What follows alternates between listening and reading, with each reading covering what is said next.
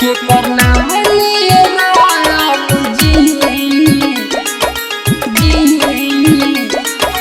DJ Neeraj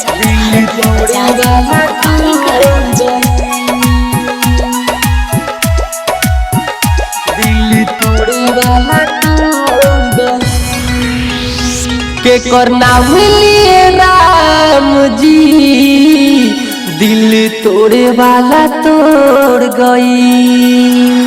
के करना लिए राम जी दिल तोड़े वाला तोड़ गई।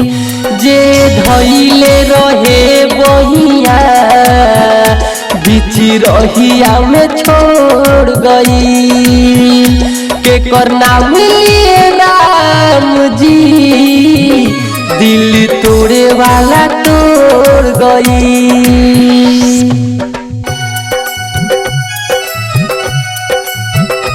के करना लिए राम जी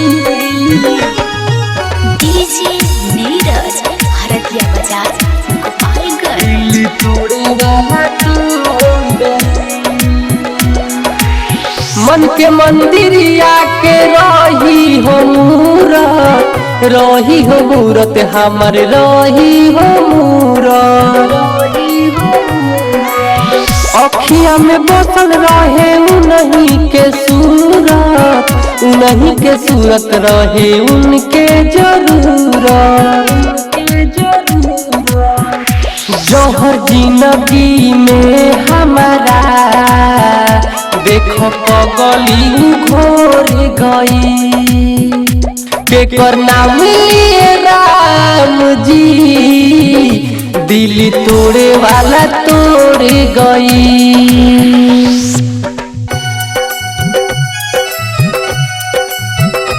के करना लिए राम जी डीजे नीरज हरदिया बाजार गोपालगंज। दिल तोड़े वाला तोड़ गई। राइटर लभर बाबा कहेले बतिया लभेरी लाल के कटे न रतिया।